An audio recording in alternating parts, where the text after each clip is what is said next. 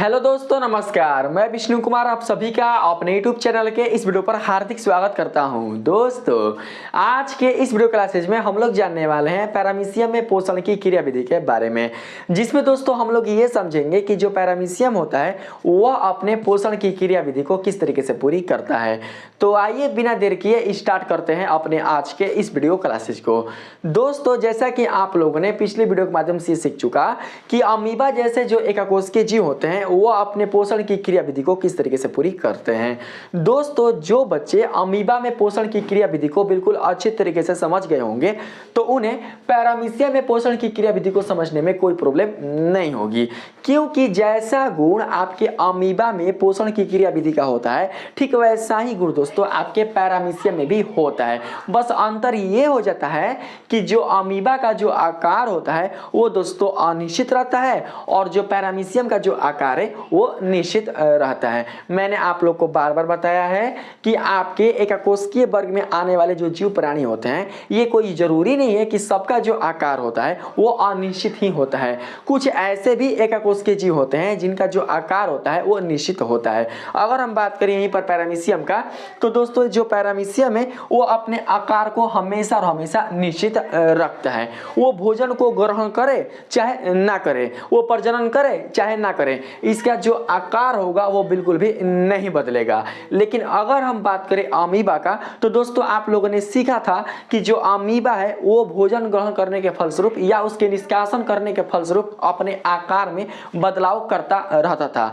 इसलिए अमीबा का जो आकार है उसे अनियमित आकार के रूप में जाना जाता है, अर्थात इसका जो आकार होता है अमीबा का वो बिल्कुल भी अस्थायी नहीं होता बल्कि वो अस्थायी होता है। लेकिन जो पैरामीशियम है इसका आकार जो होता है दोस्तों वो अस्थायी होता है, वो बिल्कुल भी नहीं बदलता। तो इनके आकार के आधार पर ही भोजन ग्रहण करने का जो तरीका है वो दोस्तों बदल जाता है और इसी बदलाव के कारण हम लोग ये समझेंगे कि जो पैरामीशियम है वो आखिर अमीबा के भांति किस तरीके से अपने पोषण की पूर्ति करता है, यानी अपने पोषण को प्राप्त करता है। तो देखिए मैंने लिखवाया है ना, अमीबा की भांति ही पैरामीशियम भी एक अन्य प्राणी समभोजी मृदु जलीय प्रोटोजोआ है। अर्थात ये जो आपका पैरामीशियम है वो आता है प्रोटोजोआ वर्ग में, यानी प्रोटोजोआ वर्ग का यह एक सूक्ष्म जीव है जिसका नाम है क्या, तो पैरामीशियम।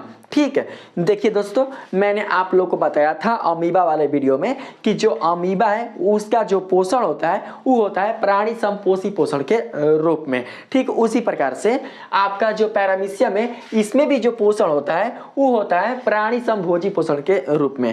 तो आखिर इसका जो पोषण है वो प्राणी समभोजी पोषण के रूप में क्यों होता है? क्योंकि दोस्तों कहीं ना कहीं जो पैरामीशियम है वो भी अमीबा के भांति ही अपने भोजन के रूप में तरल या ठोस पदार्थों को ग्रहण करता होगा। मैंने आप लोग को बार बार बताने का प्रयास किया है कि जो भी परपोषी जीव अपने पोषण के लिए भोजन के रूप में तरल पदार्थों को ग्रहण करते हैं, यानी केवल और केवल तरल पदार्थों को ग्रहण करते हैं, तो उनका जो पोषण होता है वो कहलाता है परजीवी पोषण या मृतजीवी पोषण। लेकिन जो भी परपोषी जीव अपने पोषण के रूप में जो भोजन प्रयोग में लाते हैं अगर वो ठोस या तरल रहता है, तरल भी हो सकता है या ठोस भी हो सकता है, लेकिन ठोस होना चाहिए। ठीक है, तरल भी ऐसा नहीं है कि केवल वो तरल पदार्थों को ही ग्रहण करेंगे, वो तरल भी पदार्थ को ग्रहण कर सकते हैं और जो ठोस पदार्थ है उनको भी ग्रहण कर सकते हैं। तो दोस्तों अगर ऐसा गुण जिस जीव में देखा जाता है तो उसके पोषण को कहा जाता है प्राणी समभोजी पोषण। तो वैसा ही गुण दोस्तों किसमें होता है? आपके अमीबा में भी होता है और साथ ही दोस्तों आपके पैरामीशियम में भी होता है। यह तरल पदार्थों को भी ग्रहण कर सकता है, अगर ठोस पदार्थ के कण मिल जाए यानी भोजन के या कुछ अन्य कार्बनिक पदार्थों का अगर कण मिल जाए ठोस रूप में तो उसे क्या कर सकता है, वो अपने भोजन के रूप में ग्रहण कर सकता है। इसीलिए इसका जो पोषण है वो कहलाएगा प्राणी समभोजी पोषण। आगे देख सकते हैं मृदु जलीय। मृदु जलीय का मतलब कि एक ऐसा स्थान जो नमी युक्त हो, यानी जहां पर पानी हो, जल हो। तो आपको पता है कि जो अमीबा है वो कहाँ रहता है, जो अमीबा है वो भी मृदु जलीय जैसे स्थान पर ही रहता है और वैसे ही स्थान पर दोस्तों आपका जो पैरामीशियम है वो भी क्या होता है, वहीं पर उपस्थित रहता है, यानी वहीं पर वो प्राप्त होता है। ठीक है, यानी दोनों का स्थान में कोई फर्क नहीं है। प्रोटोजोआ है, मैंने बताया ना कि जो आपका ये पैरामीशियम है दोस्तों यह प्रोटोजोआ वर्ग का एक सूक्ष्म जीव है। प्रोटोजोआ वर्ग में आने वाला यह सूक्ष्म जीव है जिसे पैरामीशियम के नाम से जाना जाता है। आगे है, किंतु इस एककोशिकीय जीव का आकार निश्चित होता है। तो इस चीज को मैंने आप लोग को बताया। ध्यान देना मेरी बातों को कि जो अमीबा का आकार होता है वो अपने कुटबाद में परिवर्तन करने के कारण उसका जो आकार है वो बदलता रहता है। मैंने क्या बताया? मैंने बताया कि अमीबा का जो आकार होता है वो निरंतर बदलते रहता है, जिसका मुख्य कारण इनके कुटपाद का बदलना है। यानी इनके जो कुटपाद होते हैं वो भोजन ग्रहण करने के फलस्वरूप अपने आप में क्या करते हैं? बदलाव करते रहते हैं। इसीलिए इसका जो आकार है वो भी बदलता रहता है, लेकिन इसमें जो बदलाव है वो बिल्कुल भी नहीं होता है। ठीक है, तथा इसका शरीर प्रचलन अंग के सिलिया से ढका होता है। तो देखिए दोस्तों, अब आप लोग ये समझना कि सिलिया क्या होगा। देखो यहां पर सबसे पहले आप लोग समझना, बताया जा रहा है कि जो पैरामीशियम का जो शरीर होता है वो प्रचलन अंग करने का मतलब कि जो अंग होता है वो चलता है, वो क्या करता है? वो गति करता है, वो चलता है। इसीलिए इस अंग को क्या बोला जाएगा? प्रचलन अंग बोला जाएगा। और इस प्रचलन अंग का जो नाम है वो है सिलिया, और इसी सिलिया से जो पैरामीशियम का पूरा जो बॉडी है वो ढका हुआ रहता है। तो दोस्तों आप जैसा कि इस फिगर में देख सकते हैं, ये जो फिगर है आपका वो किस जीव का है? तो दोस्तों यह है पैरामीशियम जैसे सूक्ष्म जीव का। ठीक है, यानी जो आपका पैरामीशियम होता है वो ऐसा ही दिखने में होता है अगर आप सूक्ष्मदर्शी से देखो तो देखिए इसके शरीर के चारों ओर जो आप ग्रीन कलर का जो आप यहाँ पर धारी देख रहे हैं ना, ये जो आप धारी देख रहे हैं चारों तरफ ग्रीन कलर का, इसी धारियों को कहा जाता है सिलिया। इसी को क्या बोलते हैं हम लोग? सिलिया बोलते हैं। और ये जो सिलिया है वो क्या करता है? वो गतिमान रहता है, यानी यह गति करता है। और इसके इसी गति के कारण जो पैरामीशियम है वो क्या करता है कि अपने एक स्थान से दूसरे स्थान में बदलाव करता है, यानी अपने गति के स्वरूप को वो प्रकट करता है। जिसका मुख्य कारण कौन है? जिसका मुख्य कारण है पैरामीशियम का जो सिलिया है उसमें होने वाला गति। और इसमें होने वाला इसी गति के कारण जो पैरामीशियम है वो भोजन के कणों तक पहुंच पाता है, और भोजन के कणों तक पहुंचकर वो भोजन के कणों से क्या करता है कि अपना पोषण प्राप्त करता है।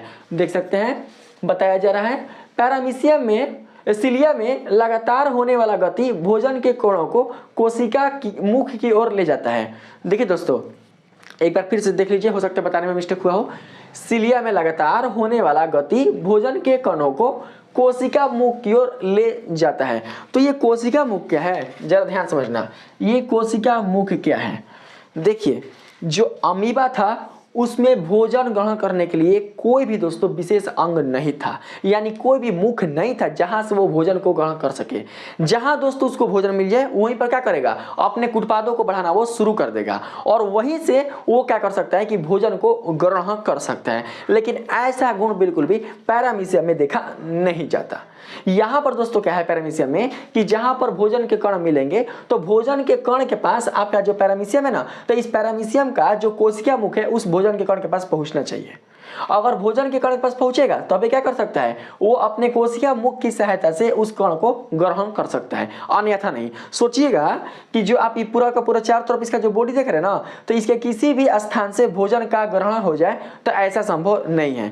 देखिए ये वाला जो आप स्थान देख रहे हैं जहां पर बिल्कुल भी सिलिया नहीं है, इधर क्या है? इधर सिलिया है, लेकिन यहाँ पर सिलिया नहीं है। देखो यहाँ पर है सिलिया है, यहाँ पर जो सिलिया है वो नहीं है, यानी यहाँ पर सिलिया बिल्कुल भी ढका हुआ नहीं है। तो जब यहाँ पर सिलिया नहीं है तो इसी स्थान को कहा जाता है कोशिका मुख। यानी यही क्या है? मुख है, यही मुंह है। यहीं से क्या होता है? जो पैरामीशियम है वो भोजन को अपने पोषण के रूप में प्राप्त करता है। ठीक, तो देख सकते हैं दोस्तों यहाँ पर जो मैंने बुलु जो मैंने यहाँ पर दोस्तों यहाँ पर जो बुलु मैंने यहाँ पर लिखा हुआ है, यह एक तरीके से क्या है? भोजन के कण है। ठीक है, छोटे छोटे कण है, क्योंकि ये स्वयं क्या है? सूक्ष्म जीव। और ये जो भोजन के कण है अब वो क्या होंगे कि इससे कोशिका मुख की ओर, इस कोशिका मुख की ओर ये प्रवेश करके इसके दोस्तों अंदर चले जाएंगे।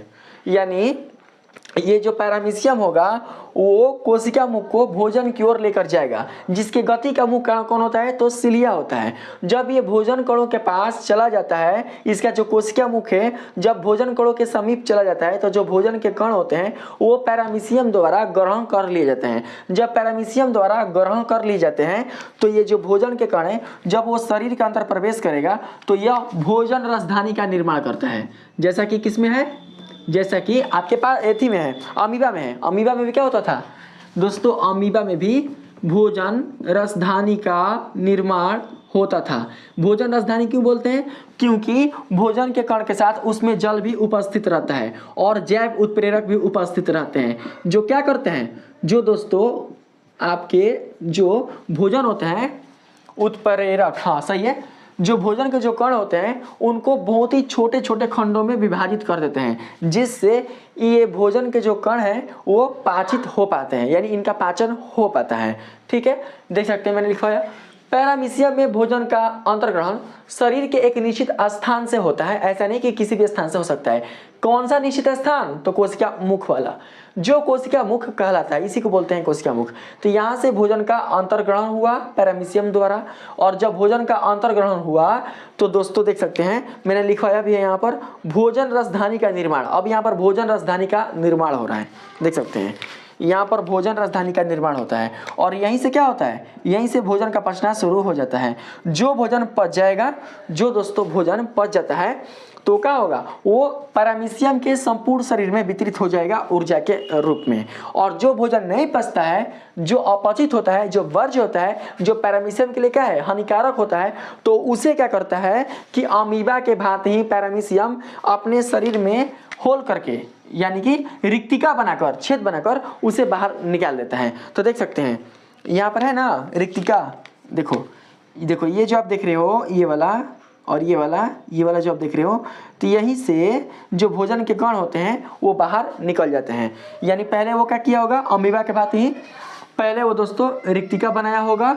ठीक, तो दोस्तों देख सकते हैं कि यहाँ पर जो आप ये वाला देख रहे हैं ना, जहाँ पर बिल्कुल भी सिलिया नहीं है, तो इस वाले स्थान से जो अपचा भोजन होता है, जो वर्ज्य पदार्थ होता है भोजन पचने के बाद, तो उसी का निष्कासन यहाँ से होता है। यानी इसी से जो पैरामीशियम है वो अपने अपचित भोजन का निष्कासन कर देता है, और इस तरीके से पैरामीशियम में जो पोषण की क्रिया विधि है वो पूरी होती है। तो आई एम श्योर दोस्तों आप लोग बिल्कुल अच्छी तरीके से समझ गए होंगे कि जो पैरामीशियम में पोषण की क्रिया विधि होती है वो किस तरीके से पूरी होती है। तो अगर आपको ये वीडियो अच्छा लगा है, इस वीडियो के माध्यम से आप लोग को पैरामीशियम और पैरामीशियम से संबंधित पोषण के बारे में बिल्कुल अच्छी तरीके से जानकारी मिल चुकी है। तो प्लीज आप लोग मेरे इस वीडियो को लाइक कीजिएगा, सब्सक्राइब कीजिएगा, और पसंद आए तो अपने दोस्तों में भी शेयर कीजिएगा। मिलते हैं फिर से एक नए वीडियो के साथ, तब तक के लिए धन्यवाद।